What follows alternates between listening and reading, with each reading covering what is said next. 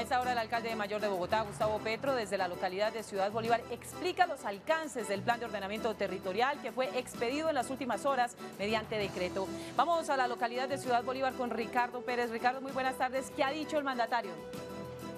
Hola Mayra, muy buenas tardes. Pues en estos momentos va a iniciar estas declaraciones del primer mandatario, quien está acompañado precisamente por la secretaria del Hábitat, la secretaria de Medio Ambiente y el secretario de Planeación, quienes van a explicar precisamente los alcances de este plan de ordenamiento territorial que fue expedido en la noche de ayer mediante decreto y el cual busca pues mejorar aspectos de la ciudad como es la salud y la educación. Escuchemos al alcalde mayor de Bogotá, quien va a explicar detalle a detalle lo que ha sido la expedición de este decreto y desde Ciudad Bolívar pues va a explicar este tema. Escuchemos al alcalde de Bogotá, el doctor Gustavo Petro. 5 semanas de despacho en este lugar, de los diferentes secretarios, secretarias y jefes de entidades. Ha sido una experiencia de gobierno territorial asombrosa, diría yo. Pasado mañana tenemos ya la evaluación frente a la comunidad que va a acoger cada secretario y secretaria y va a dictar cátedra sobre las cosas que se hicieron o se dejaron de hacer en este periodo de gobierno en Ciudad Bolívar. Allá en esa ventanita que está ahí,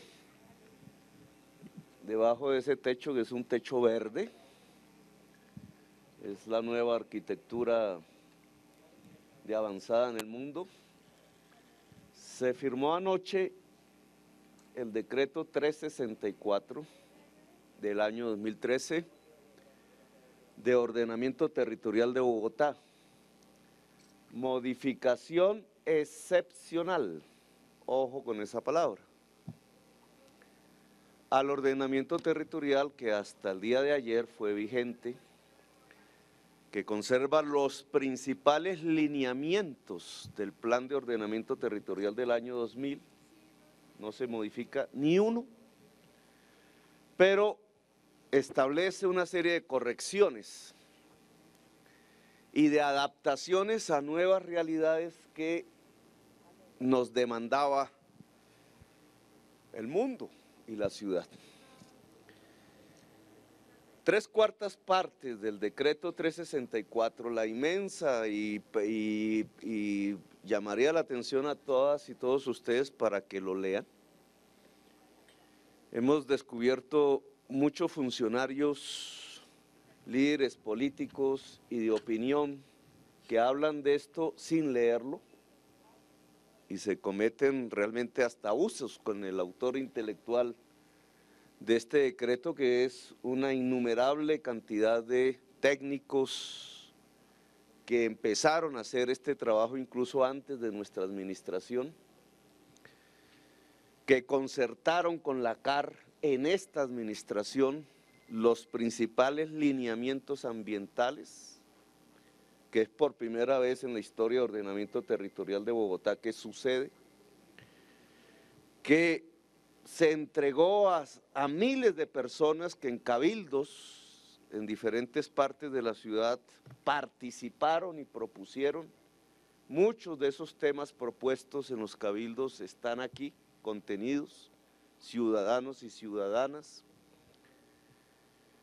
que pasó por el Consejo de Planeación Territorial, entidad que la Constitución y las leyes establecieron para una participación más organizada de la sociedad civil, y de allí salió con concepto favorable.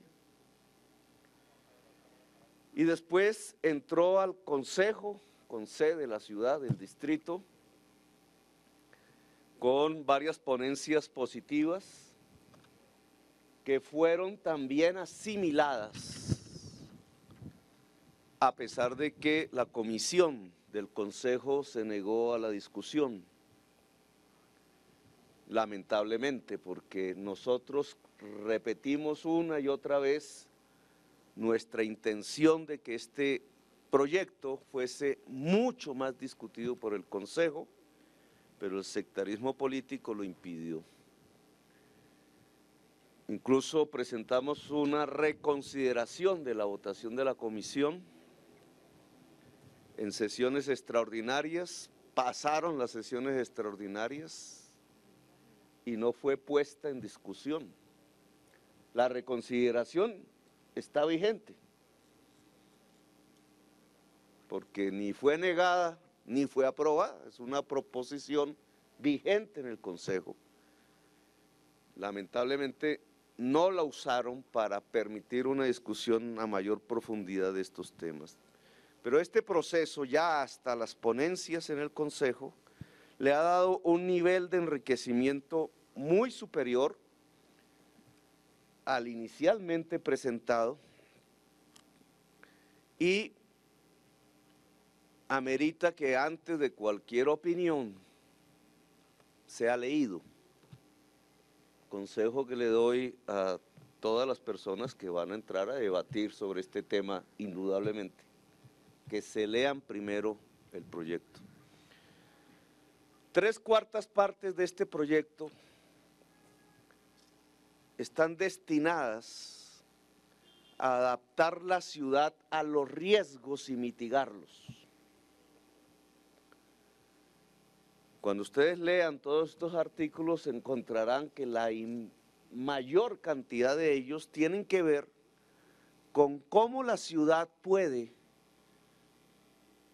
dicen los técnicos, tener una resiliencia ante unas nuevas realidades que en el año 2000 no aparecían con la misma magnitud que hoy, el cambio climático. En el año 2010, 2011, la ciudad se inundó en la parte occidental y varias de sus laderas, entre otras muy cerca de este lugar en Ciudad Bolívar, se desplazaron e incluso ocasionaron muertos. Remoción en masa se le denomina técnicamente al hecho de que el agua mueve estas montañas donde estamos hoy. La minería ha profundizado esos riesgos y en el lado occidental, en la parte plana de la ciudad, las inundaciones pues fueron evidentes y ustedes mismos las registraron. Este tipo de riesgo va en aumento porque las características del clima vienen cambiando, profundizando sus picos de sequía y de oleadas invernales. Por eso 3/4 partes de este POT tiene que ver con cómo la ciudad logra mitigar ese riesgo, adaptarse a ese riesgo, qué nuevas características deben tener los andenes, qué nuevas características debe tener el sistema de alcantarillado o drenaje, cómo manejar las aguas lluvias, cómo manejar las zonas que hoy se denominan de alto riesgo. 800,000 personas en Bogotá, casi 1 millón, viven en zonas de alto riesgo inundable. Y por eso el POT tiene como principal objetivo adaptar la ciudad al cambio climático. Vamos aquí a comunicar en breves tips lo que consideramos son como los hechos que mejoran a partir del decreto 364 el ordenamiento territorial de la ciudad. Y abriremos las preguntas para que nuestros secretarios y secretarias puedan contestar temas puntuales que ustedes tengan a bien preguntar. Antes de eso, y como hay algo jurídico, solo les recordaría el artículo que sustenta por qué sacamos esto por decreto, dada la negativa del Consejo. Es el artículo 12 de la ley 810 del 2003.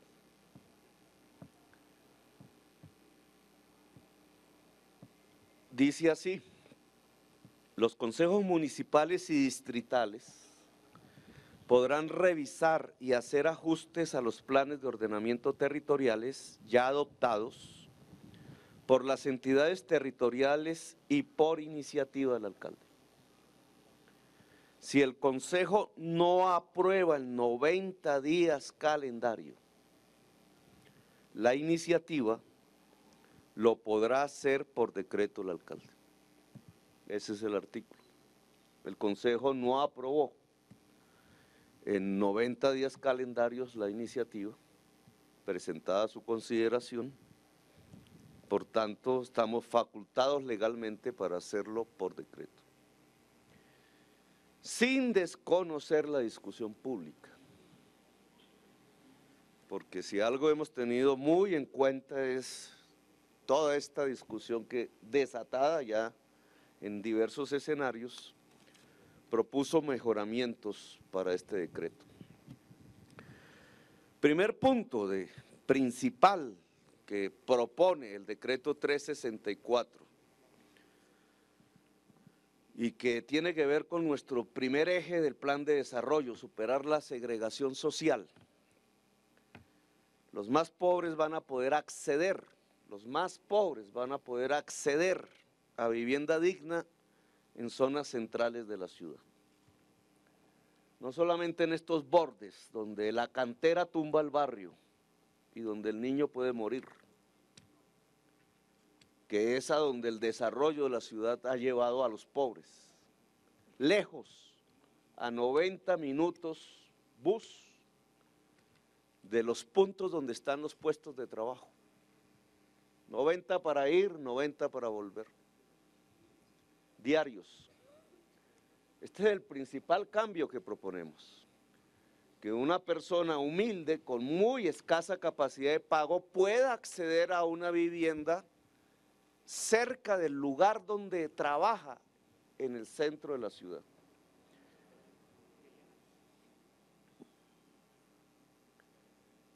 De paso, esto nos ayudaría a que parte de la población que hoy está en alto riesgo, 800,000 personas, pueda ubicarse en zonas de más bajo riesgo. Es decir, el principal móvil del decreto es la vida. Vida de personas muy humildes, pero que nosotros consideramos nuestra principal prioridad, olvidada por el ordenamiento territorial que hasta ayer fue vigente. 2, segundo punto. Se podrán construir equipamientos de todo tipo en los barrios populares para asegurar acceso a derechos fundamentales. No es cualquier tipo de equipamiento, es el que garantiza los derechos fundamentales. Equipamiento es esto que tenemos a nuestro alrededor, una edificación hecha para la educación. Apenas yo salga de acá, rumbo a Kennedy, aquí habrá un jardín infantil. Esto se denomina un equipamiento. Las normas vigentes hasta ayer no permitían mezclar usos. Es decir, si esto era para un jardín infantil, yo no podía poner un puesto de salud allá en el cuartico donde estoy. Esta nueva norma permite la mezcla de usos y permite adaptar la realidad normativa del barrio popular, a veces sin norma, como muchos de los barrios que nos rodean, a la garantía del derecho fundamental. ¿Qué quiere decir esto? Que al mezclar usos yo puedo poner en las alcaldías locales o en otras instalaciones públicas, en estos barrios populares, juzgados, fiscalías.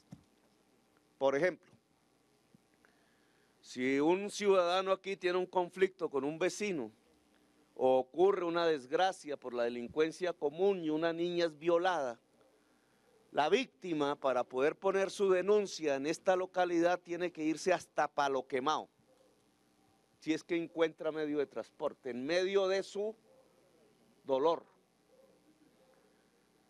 No era posible con la norma vigente hasta el día de ayer que el distrito con sus recursos pudiera poner, por ejemplo, en este lugar, un juzgado, un espacio de recepción de